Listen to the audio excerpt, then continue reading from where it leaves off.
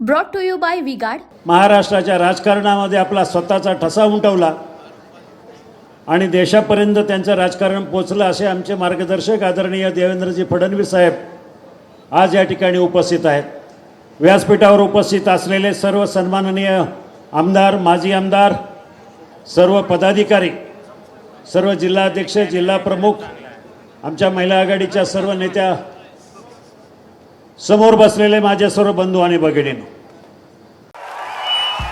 भाइयों बहनों, उनके राज में पावर रहे अनस्टेबल और हम रखे सब स्मूथ और स्टेबल। हमारा नेता कैसा हो जो स्टेबल पावर दे वैसा हो। अब की बार वी गार्ड एसी स्टेबलाइजर का चमत्कार। या लोकसभेच्या निवडणुकीचं मतदान आता अवघ्या 8 दिवसावर येऊन थांबलंय.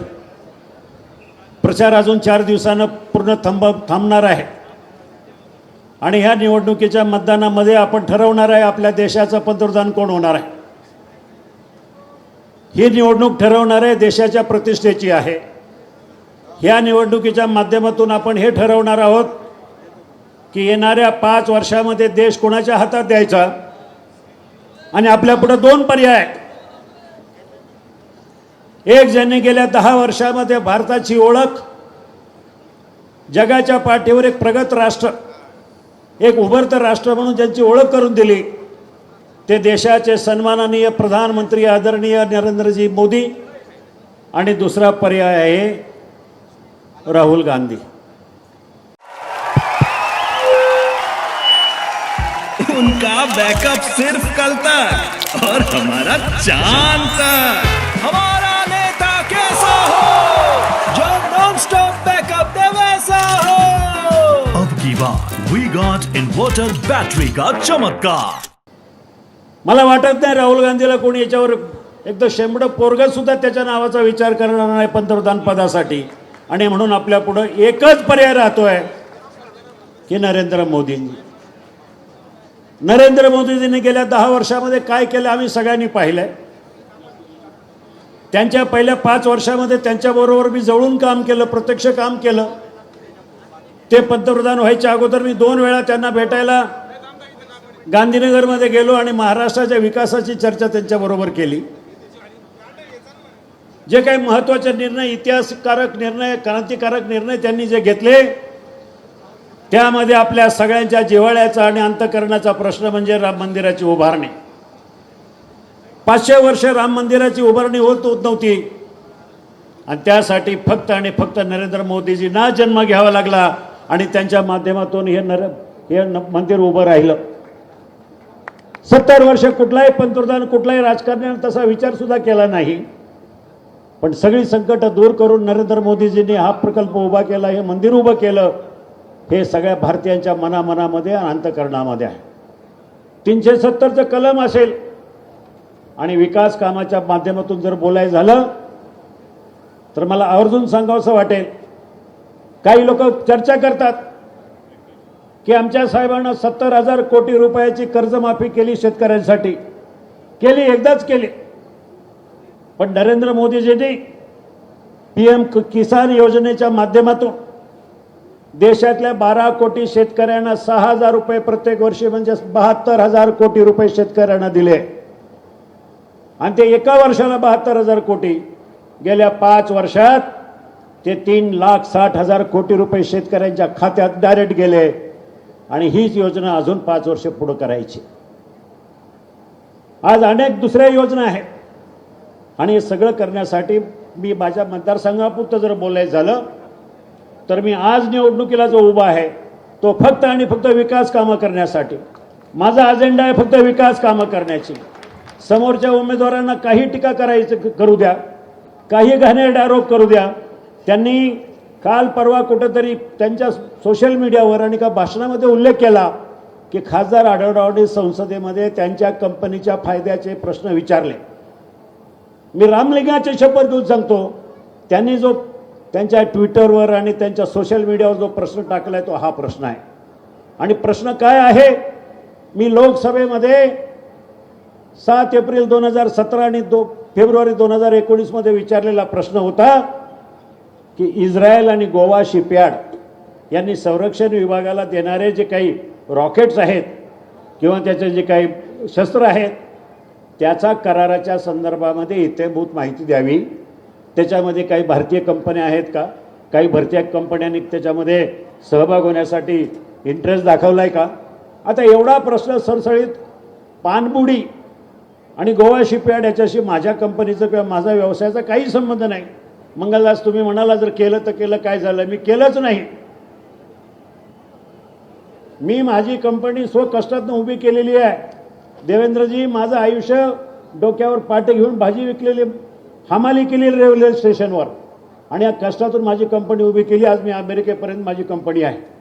मला सांगायला अभिमानाने DRDOसाठी कामं करतोय. डॉक्टर अब्दुल कलाम बरोबर कामं केलेली आहे मी महत्त्वाच्या प्रकल्पावर. आज जी चर्चा चालू आहे सगळीकडे सेमीकंडक्टर ह्या व्यवसायामध्ये भारतातली पहिल्या ज्या 4 कंपन्या आहेत त्याच्यामध्ये माझी कंपनी आहे. मला अभिमान आहे. मी अशी काळीवेळे धंदे करणार नाही. परंतु आता समोरच्या उमेदवाराला त्यांचा पराभव समोर दिसायला लागलाय आणि मग काय करायचं, अशा घाणेरड्या टीका करायच्या, कमरेखालच्या टीका करायच्या आणि मला बदनाम करण्याचं षडयंत्र त्या माणसानं जर चालू केलं असलं तर माझ्या शिरूर लोकसभा मतदारसंघातली जनता त्याला थारा देणार नाही. आज मला अभिमानानं सांगावंसं वाटतं, 5 वर्ष मी काम करतोय. पराभव झाला त्या दिवशी संध्याकाळी डॉक्टर अमोल कोल्हे यांचं फोन करून अभिनंदन केलं आणि दुसऱ्या दिवसापासून कामाला लागलोय. 5 वर्ष मी पायाला भिंगरे लावून संपूर्ण शिरूर लोकसभा मतदारसंघ पदाकरण केला. कधी गोरगरिबांना मदत करायची असेल, कधी वादळ आलं, कधी अवकाळी परिस्थिती आली, कधी कुणाचं घर पडलं, कुणाचं घर जळालं, काही नुकसान झाले, मी स्वतः माझ्या माध्यमातून असेल, माझ्या संस्थाच्या माध्यमातून गोरगरिबांचे संसार उभं करण्यासाठी प्रयत्न केले. कोरोना काळ आठवा. कोरोना काळामध्ये मी माझं सगळं तब्येतीचं वगैरे पर्वा न करता अखंड शिरूर तालुका असेल, हडपसर असेल, हडपसरच्या कात्रजच्या घाटापासून जुन्नरच्या नाणे घाटापर्यंत जिथं जिथं लोकांना गरज आहे तिथं तिथं औषधं पुरवत गेलो, तिथं तिथं किराणा मालाच्या किट देत गेलो. त्यावेळेला हा निवडून दिलेला खासदार मुंबईमध्ये शूटिंगमध्ये व्यस्त होता. त्यांनी विकासाच्या वल्गना करू नये. आज त्याचा परिणाम म्हणून मला सांगायचं वाटतं, माझा विकासाचा एजेंडा काय आहे, मला या मतदारसंघासाठी काय करायचं, मी का उभं राहिलोय. मला राजकारणात खूप मोठं करिअर करायचं म्हणून नव्हे. माझा पराभव झाला, मला आपल्याला आवर्जून सांगावंसं वाटतं. 3 वेळा विजय झाला, 4थ्या वेळेला 5,78,000 मतं मला मिळाली. विजयी उमेदवाराला 6,35,000 मतं मिळाली. मला वाटलं असं तर मी आराम करू शकलो असतो, मी काही करू शकलो असतो, राजकारण सोडून घरी बसलो असतो. पण मला जाणीव झाली की ह्या जनतेनं मला 15 वर्ष सांभाळलं, 15 वर्ष आशीर्वाद दिले. त्या 5,78,000 लोकांना वाऱ्यावर सोडून मला काही दुसरा माझा प्रपंच बघायचा नाही. मी अक्षरशः माझा धंदा प्रपंच सगळं काही कुटुंबाच्या हवाली केलं आणि मतदारसंघामध्ये फिरत राहिलो. योगायोगानं 2022 मध्ये देवेंद्रजी आणि एकनाथ शिंदे यांच्या माध्यमातून सरकार उभं राहिलं आणि ह्या नवीन सरकारच्या माध्यमातून मला ताकद मिळाली. एका बाजूने देवेंद्रजी, दुसऱ्या बाजूने एकनाथभाई शिंदे आणि नंतरच्या काळात आमच्या पक्षाचे राष्ट्रीय नेते आदरणीय अजितदादा पवार इतक्या मोठ्या प्रमाणात काम केली. एकच उदाहरण सांगतो, 2014-2015च्या दरम्यान स्वर्गीय बाबूराव पाचरणे आणि मी धर्मवीर संभाजी महाराजांचं स्मारक वडू आणि तुळापूरला उभं करायचं आम्ही दोघांनी आराखडा सादर केला, प्लॅनिंग कमिशनला दिला. सुरुवातीला त्या प्रकल्पाची किंमत 140-145 कोटी रुपये होती. त्याच्यावर चर्चा झाल्या, देवेंद्रजीकडं प्रेझेंटेशन पण झालं, पण नंतर त्याचं बाबूरावजींचा पराभव झाला, माझाही पराभव झाला, तो प्रकल्प बाजूला राहिला. नंतर आलेल्या खासदार आमदाराने नुसतं विकास आराखडा तयार केला, पाठपुरावा काही केला नाही. 250 कोटी रुपयाचा विकास आराखडा, 5 वर्ष नुसता विकास आराखडा घोषणा वल्गनाच राहिल्या. तो विकास आराखडा फक्त कागदावरच राहिला. 2022 मध्ये देवेंद्रजी आणि एकनाथभाई शिंदे यांच्याकडे गेलो. माझ्या मतदारसंघातले 5 महत्त्वाचे प्रश्न, त्या प्रश्नासाठी मुख्यमंत्र्याकडे बैठक लावली. 16 IAS अधिकारी, जिल्ह्याचे कलेक्टर, जिल्ह्याचे CO, जिल्ह्याचे महसूल आयुक्त सगळ्यांच्या बरोबर बैठक लावली आणि माझा पहिला प्रश्न होता अनेक वर्ष प्रलंबित राहिलेलं धर्मवीर संभाजी महाराजांचं स्मारक वडू आणि तुळापूरचं 250 कोटी रुपये म्हटलं, मुख्यमंत्र्यांना सांगितलं ते काय पुरणार नाही, त्यात नवीन सुधारणा केल्या पाहिजे.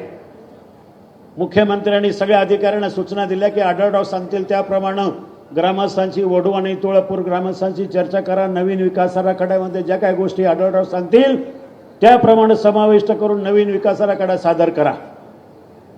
महिनाभर संपूर्ण जनतेला विश्वासात घेतलं आणि बजेटच्या 8 दिवस अगोदर मुख्यमंत्र्याकडे तो विकास आराखडा सादर केला.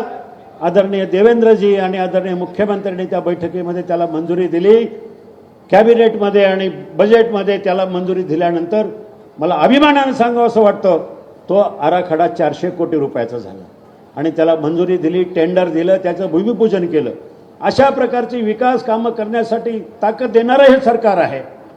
केंद्रामध्ये पुणे नाशिक रेल्वेचा प्रकल्प, देवेंद्रजी, हा प्रकल्पाची मूळ कल्पना माझी आहे. 2005 सालापासून हा प्रकल्प व्हावा म्हणून प्रत्येक रेल्वे बजेटमध्ये सरकारला धारेवर धरण्याचं काम मी लोकसभेमध्ये केलं.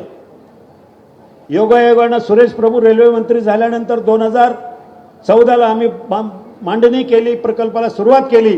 2018 पर्यंत DPR तयार झाला. दुर्दैवानं माझा पराभव झाल्यानंतर ते काम तसंच राहिलं. तो प्रकल्प तिथंच थांबला. 5 वर्षानंतर अजूनही आहे तिथंच आहे. आज त्या प्रकल्पाची किंमत 24,000 कोटी रुपये झाली आहे. केंद्रानं आणि अर्धे आणि राज्याने अर्धे द्यायचं आणि मध्ये 25% केंद्र आणि 25% राज्य सरकार आणि 50% बाजारातून उभे करायचं ठरलेलं आहे. त्यासाठी आदरणीय उपमुख्यमंत्री देवेंद्रजी फडणवीस आपलं सहकार्य लागणार आहे, केंद्राकडनं मंजुरी लागणार आहे. त्यासाठी आपल्याला सत्तेतला खासदार पाहिजे. विरोधातला खासदार निवडून दिला तर हा प्रकल्प कदापिही होणार नाही. दुसरा महत्त्वाचा प्रकल्प आमच्याकडे ट्रॅफिकचे प्रश्न महत्त्वाचे आहेत. गेल्या वेळेला माझा पराभव झाला तो चाकणच्या ट्रॅफिकमुळं. मुसीची ट्रॅफिक असेल, भोसरीची ट्रॅफिक असेल, आपली शिक्रापूरची ट्रॅफिक, वाघोलीची ट्रॅफिक, सोलापूर रोडची ट्रॅफिक, या सगळ्या प्रकल्पाला येणाऱ्या 5 वर्षामध्ये नॅशनल हायवेकडनं किमान 25,000 कोटी रुपयाची गरज आहे. आणि ही 25 आणि 25 50,000 कोटी रुपये जर आपल्या मतदारसंघामध्ये कोण आणू शकतो तो सत्तेतला खासदार आणू शकतो. आणि म्हणून मला विनंती करायची की मला ह्यासाठी उभा राहिलो आहे की माझे ड्रीम प्रोजेक्ट पूर्ण करायचे. आज माझ्या शिरूर तालुका असेल, जुन्नर असेल आणि आंबेगाव असेल, ह्या तिन्ही तालुक्यामध्ये शेतकऱ्यांचे महत्त्वाचे प्रश्न आहेत पाण्याचे. आज आमचा पाबळ, खैरनगर, केंदूर त्या परिसरामध्ये 12 गावाचा पाण्याचा प्रश्न आहे. आमच्या जुन्नर तालुक्यातल्या अणे पठारमधल्या संपूर्ण अणे पठाराचा पाण्याचा प्रश्न आहे. आंबेगाव तालुक्यातल्या सातगाव पठाराचा पाण्याचा प्रश्न आहे. या संदर्भात आदरणीय देवेंद्रजी यांच्याबरोबर मी बैठक पण लावलेली आहे. आचारसंहिता संपल्यानंतर हे तिन्ही प्रकल्पावर मला काम करायचं आहे. आणि म्हणून मला आपल्याला सांगायचं आहे, विरोधक काय म्हणतात, ते काय टीका करतात, त्यांचा काय अजेंडा आहे हे मला माहिती नाही. त्यांच्या समोर आज एकच अजेंडा आहे. आज ते गावागावामध्ये जाऊ शकत नाही. प्रत्येक गावात गेल्यानंतर लोक अडवतात त्यांना वेशीवर की 5 वर्षात तुम्ही काय केलं. आम्ही 20 निवेदनं दिली, 1 रुपये तुम्ही दिला नाही, आमच्या गावात आले नाही. भारताच्या लोकशाहीतला, लोकसभेतला पहिला खासदार आहे की जे 5 वर्षांमध्ये कुठल्याही गावात गेला नाही, 1 रुपयाचा निधी दिला नाही. एवढंच नव्हे तर त्यांचा हक्काचा 80% जो निधी आहे, खासदार निधी, त्यातला 80% निधी परत केंद्राकडे जमा झाला आहे असं माझ्या पेपरमध्ये मी ऐकलं. मला माहिती नाही काय नक्की आहे. म्हणून अशा निष्क्रिय खासदाराला निवडून देण्यापेक्षा तुम्ही मला पाहिले 15 वर्ष काम करताना पाहिलंय. आज पुणे नाशिक जो खेड सिन्नरचा रस्ता आहे ते काम पूर्ण करण्यासाठी गडकरी बरोबर बैठका घेऊन तो रस्ता मंजूर करून घेतला. बायपासेस मी पूर्ण केलेत, परंतु आता क्रेडिट घ्यायला हा माणूस पुढे आलाय. ते काही असो, मला एक विनंती करायची की येणाऱ्या 13 तारखेला काही झालं तरी आपण भूलतापाला बळी पडू नका. त्यांचा एजेंडा आहे, त्यांच्याकडे मुद्दे नाही आहे म्हणून खालच्या पातळीवर जाऊन टीका करतील. मग कधी पंतप्रधानांवर, कधी मुख्यमंत्र्यांवर, कधी देवेंद्रजीवर टीका करणे एवढा तो माणूस मोठा नाही आहे, खूप छोटा माणूस आहे. पण टीका करायला, गप्पा मारायला मोठ्या मोठ्या जरी मारत असल्या तरी आपण त्याला बळी पडू नका. आपल्या शहराचं उदाहरण मी सांगतो. तुम्ही पाहिलं 15 महिन्यामध्ये या शिरूर शहरासाठी अनेक वर्ष प्रलंबित असलेली पाण्याची योजना त्या योजनेला जवळजवळ 72 कोटी रुपये मी मंजूर करून आणले, त्याचं टेंडर काढलं, त्याचं काम चालू झालंय. 1887 सालापासूनची डॉक्टर महात्मा ज्योतिबा फुलेने चालू केलेली शाळा, त्या शाळेचं पुनर्जीवन करण्यासाठी 3.25 का 4.25 कोटी रुपयाचं टेंडर काढून पैसे मंजूर करून आणले, ते काम चालू झालंय. ही सगळी विकास कामं करण्यासाठी मी तुमच्यासाठी उपलब्ध होतो. निवडून दिलेला खासदार उपलब्ध नव्हता. निवडून दिलेल्या खासदारांनी 1 रुपयाचा निधी आणला नाही, आपल्या सगळ्यांना माहिती आहे. म्हणून येणाऱ्या 13 तारखेला माझं चिन्ह आहे घड्याळ. आता घड्याळ हे चिन्ह का घेतलं सगळ्या जगाला माहिती आहे. माझ्यावर टीका करण्याची काही कोणाला अधिकार नाही आहे. मी महायुतीतलाच उमेदवार म्हणून आपल्यासमोर उभा आहे. म्हणून 13 तारखेला घड्याळाच्या चिन्हाच्या बाजूचं बटन दाबून मला प्रचंड बहुमतानं विजयी करा, एवढीच या ठिकाणी विनंती करून थांबतो. धन्यवाद. जय हिंद, जय Maharashtra. Brought to you by V-Guard.